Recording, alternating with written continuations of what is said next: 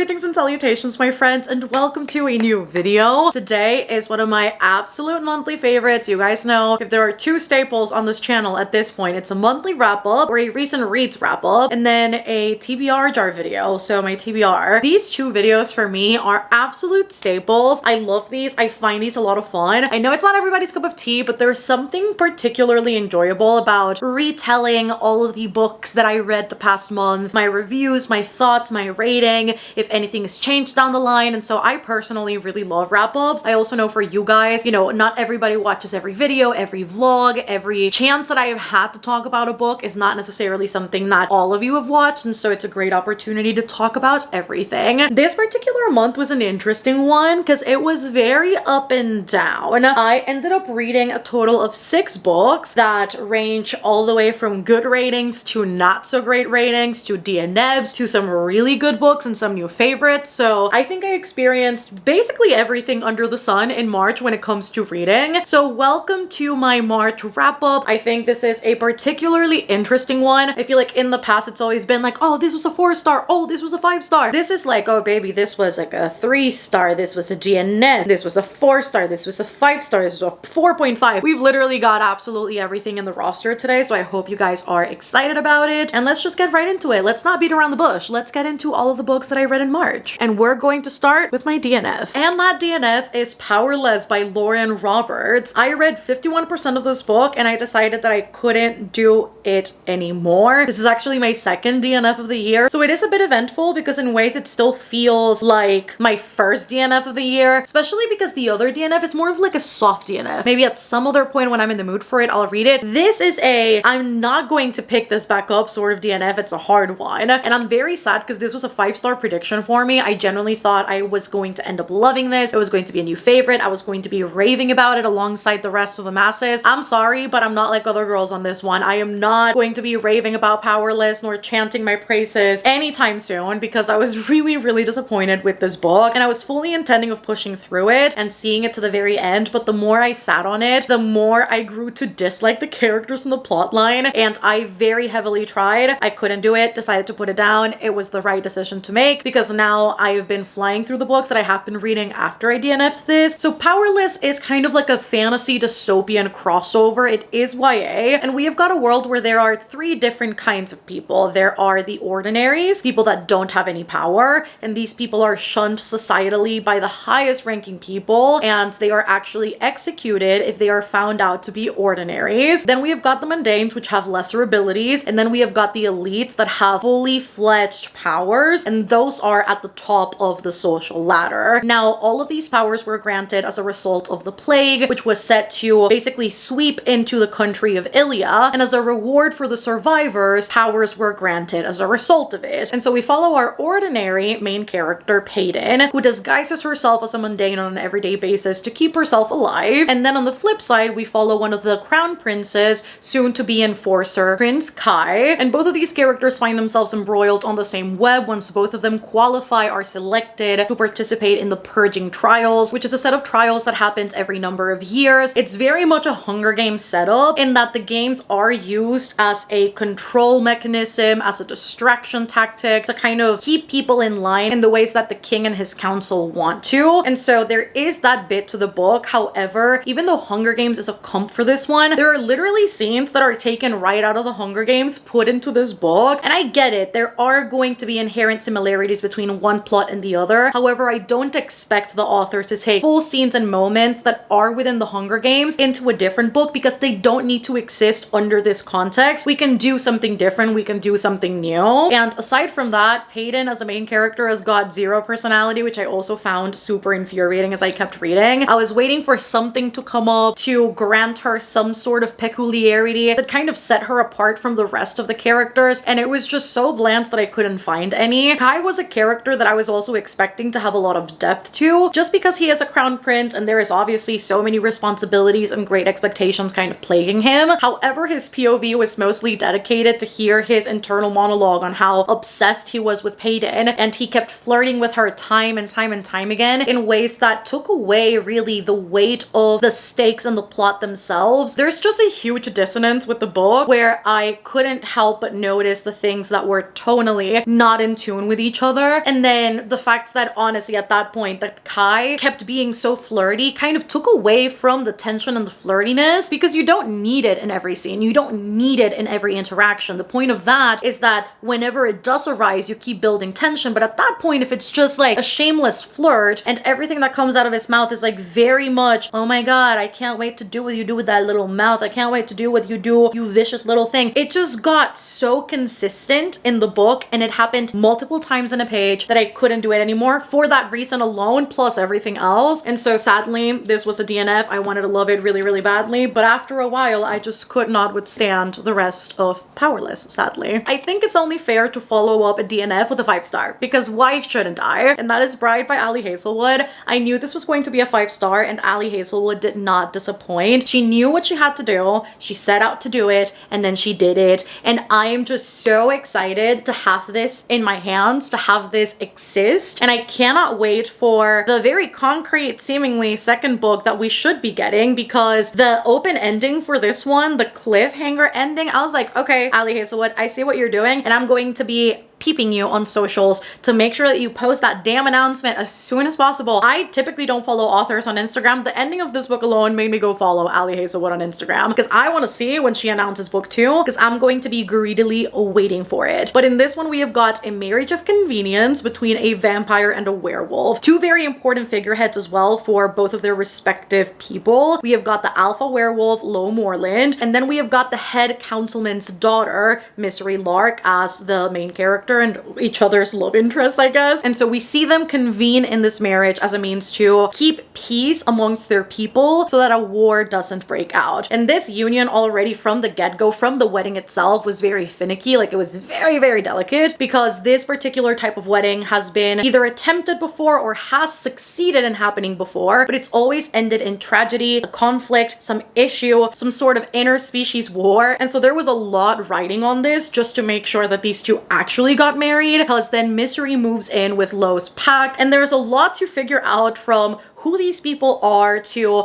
how they behave on a daily basis to how exactly daily life looks like for the species that I don't particularly know a lot of. And the very interesting case of Misery in the book is that although she's a vampire and she is the head councilman's daughter, she does not live amongst vampires. She was sent from a very early age to be the vampire collateral, and so she hasn't really lived with the vampires in more than a decade, and she is very out of tune with customs, with language, with daily living for vampires. And so she is a very peculiar kind of offering to Lo, because she is not what a typical vampire would be, which is, I think, why it works so well and why she seems to be more accepting than your typical vampire, because the tension obviously between the two species runs very high. She is more willing to listen and to learn and to ask questions and to really understand the dynamics of the pack in ways that, again, your typical vampire wouldn't. And I was really pleasantly surprised to see all of these details as part of the story, because I was fully expecting the book to lean way more romance and not necessarily get all of the political world building bits. But Ali Hazelwood really did commit to it all. Did we get bits of the Omegaverse dynamics between, you know, their alpha and the Omega? Absolutely. Did we get all of the tense moments of markings and feedings and the smut? Absolutely, yes, we did. But more than that, we really did get super understandable, accessible, and also really well thought out politics within the world, with the werewolves on one side, with the vampires on the other side, and then also with the humans, which is something I really loved about this book, is that the humans were completely in the know of these mythical creatures, and they weren't just in hiding. All of these people have to cohabitate, yes, in their own respective lands, but they also have to obviously keep peace with each other, and with that comes a lot of politics. And so I, again, was pleasantly surprised to find it all in this book. I didn't think it was going to be so well-rounded. I think I would have settled for much less than what I got, but this really was so very good, and this was an easy 5-star for me. This little book right here is part of a video that you guys have yet to see, but the video is coming out in April. I love that I say coming out like it's a movie, but it may very well be a movie-length video. I am very excited for you guys to see this video, but I thought, what the heck, I'll still include all of the books in here because I did read them in March. But I read The 7 Year Slip by Ashley Poston. This was my very first Ashley Poston book. I was not disappointed disappointed. I thought it was going to be a 5-star. It was a little bit short, so I did give it 4.5 stars, but it is a magical realism. It is a romance, and I love that there is a huge food element into this book. I have been searching high and low for years, and I had yet to find something as good as this that does include food, cooking,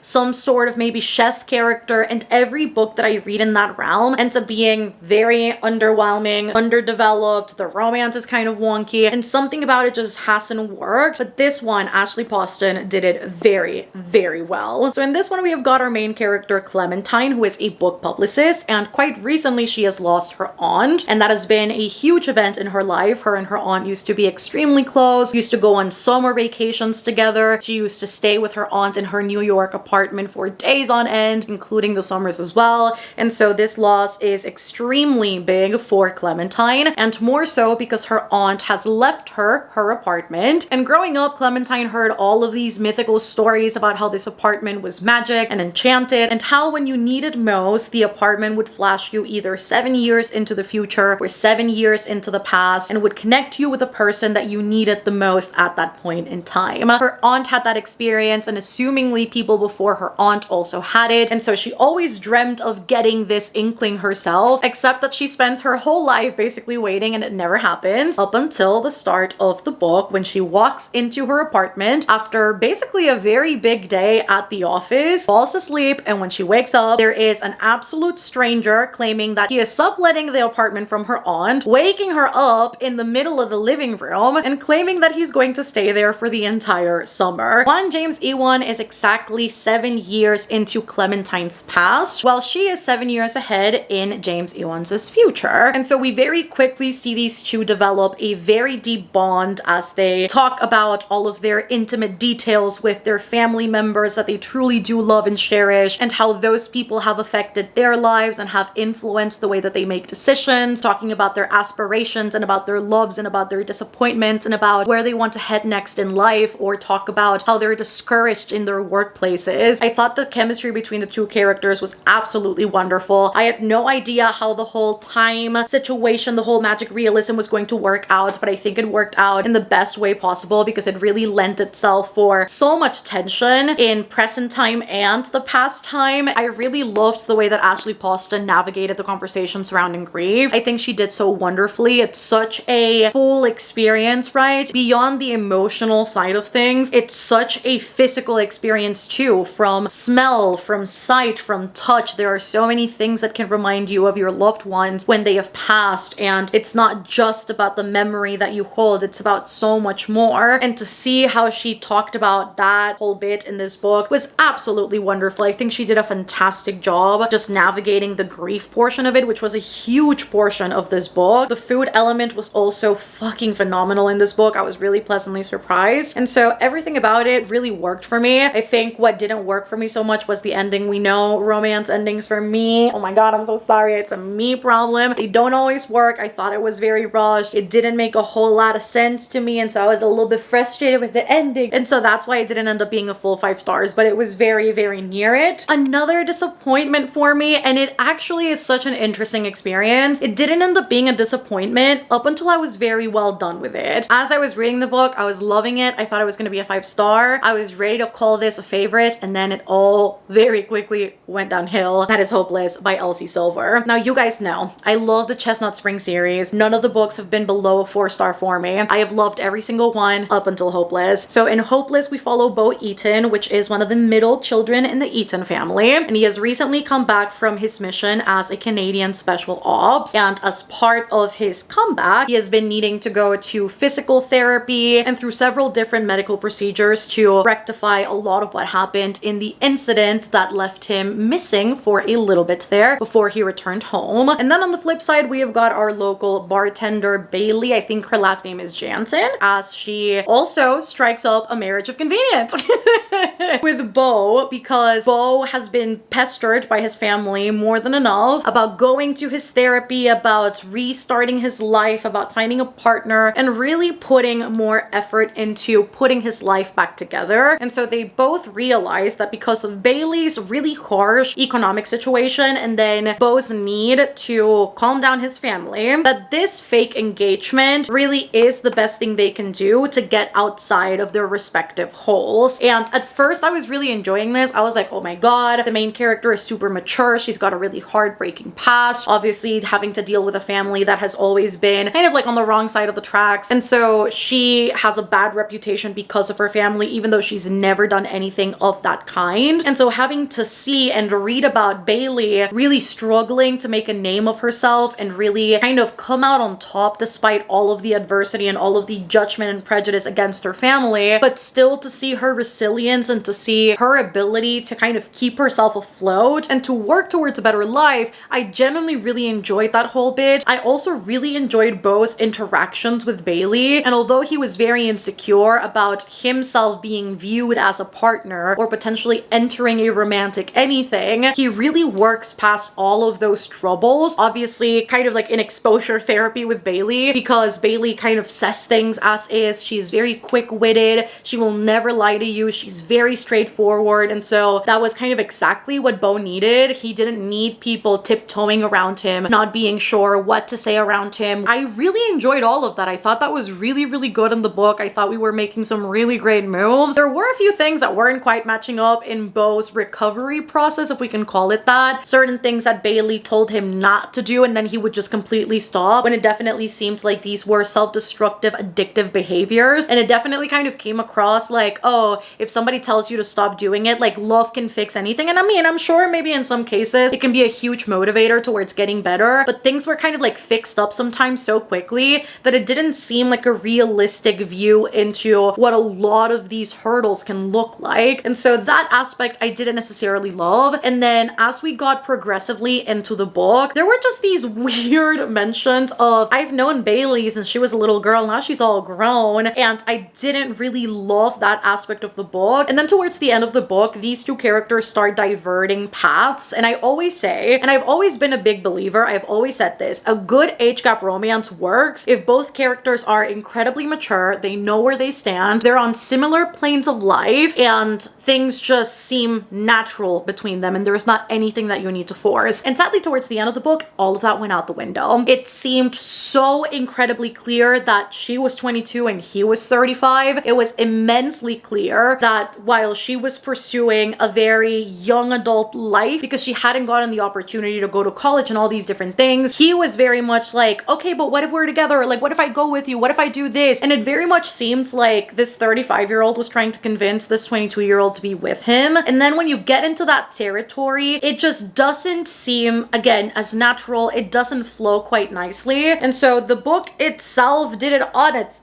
own, and it just completely went downhill for me. So I gave it 3 stars. Very well could give it 2 stars, honestly, and it was a huge disappointment. So it's so funny because I didn't think I'd like Beau's book, and then as I was reading it, I was like, oh my god, I'm really liking Beau's book. And then at the end I was like, yeah, I knew I was not gonna like Beau's book. So it all kind of came full circle. I also read a manga volume, and that was A Man and His Cat Volume 1. I loved this. So this was an easy 5 stars for me. We follow an old man, Mr. Kanda, as he walks into a pet shelter, and he sees this old cat that is overweight and fluffy and that really nobody wants. The cat has experienced a lot of hatred as he has been sitting in the shelter, people coming in and calling him names and treating him very poorly. And so when Mr. Kanda walks in, the clerk, the lady, was just like, okay, what can I help you with? And he's like, I want that cat. And the cat, because we also see obviously like the cat's internal monologue and the cat's view into the whole adoption thing, and the cat immediately goes, it can't possibly be me. And for the first time, the cat gets called pretty and adorable and something that's worth giving love to. And so Mr. Kanda takes the cat home, and they progressively build a life together as human and pet companion. And we see Mr. Kanda go through all of the channels and avenues to learn how to take care of a cat because he's never done so before. And so this is a very new experience for him, having to know which litter to get, which litter box, which food, which toys. It's all so very brand spanking new to him that it takes a little bit of getting used to how to navigate at-home life with a pet, because that's also something he's never experienced. And him having dealt with grief quite recently and having kind of lost the love for his home and for coming home and resting and just doing kind of like the small little things, having a pet really revitalizes his love for life and for coming home at the end of the day and winding down. And I think it's a very beautiful, intimate look at what a pet can do for someone. Freaking something beautiful, if you want a boost of serotonin, if you want just some feel-good vibes,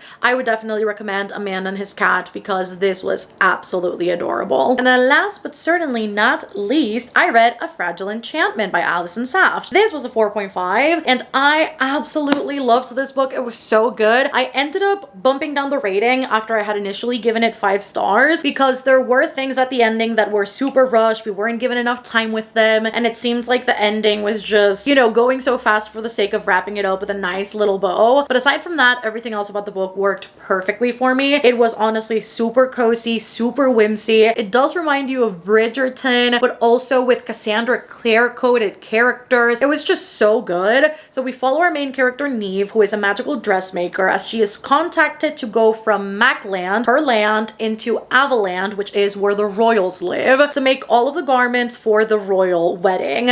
And when she gets there, she encounters something very much unlike what she thought she'd encounter, which basically comes in the form of Kit, the crown prince, who is getting married, who is very standoffish, very sarcastic, very sour, and who wants nothing to do with anybody but himself. And immediately they have this bantery nature to their relationship because he's like, I refuse to be dressed by you, woman. Like, I don't want you here. And she's like, okay, then I won't make your clothes. Go naked then, you stupid little shit. And so I love that she's immediately on him and that she doesn't let him win in that way, because you can tell that he has lived in this dynamic of him choosing what to do and what to say and commanding everybody for the longest time. And so this is seemingly the first time that he has been told his piece, and immediately he's drawn to that. And so as they become not necessarily friends, but like acquaintances, and they're very polite with each other, you can tell he's into her, and that is cause for a lot of gossip. They find themselves featured in a gossip column talking about how they seem to have a little bit more chemistry than they should because she is working for him and for the crown. And so why are they getting along so well? And it kind of puts everything off kilter for a little bit there because now they have to do some damage control and make sure that they're not seen again together so as to not spread around more rumors. However, they can't keep away from each other, and so it kind of goes in this vicious cycle of stay away from me, don't stay away from me, please don't come near me, but do come near me. And so I absolutely loved that back and forth because he makes it very clear, and it is very clear, of like, I only like you, like I don't like anybody else, so this marriage can just go off itself because I truly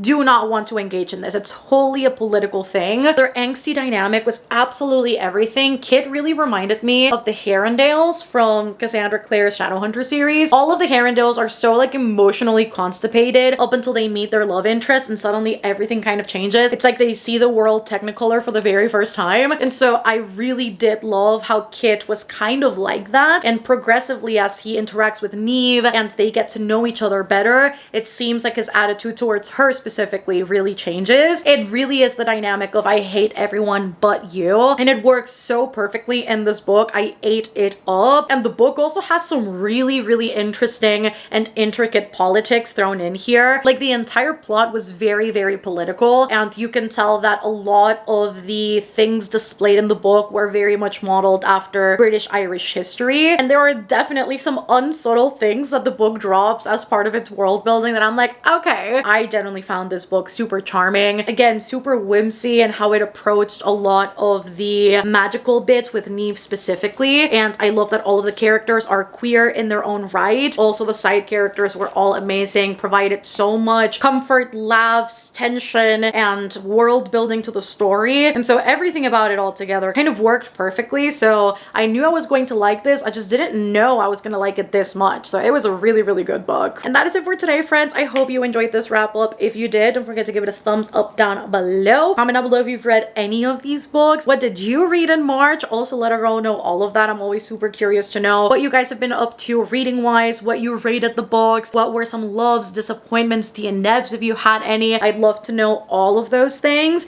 If you reached the end of the video, let us leave a lemon emoji for the 7-year slip. I think it's very fitting. And don't forget to subscribe if you haven't done so already for more content like this. Patreon is always linked down below in case you guys want more extra content from me, from live shows to 2 book clubs to a Discord server to extra videos. All of the things are happening over there, from game nights and movie nights and reading sprints. So if you guys don't want to miss any of that, because you're not going to find a lot of that anywhere else, I do have it linked down below alongside the rest of my socials. Love you guys so much, and I will see you on the next one. Goodbye!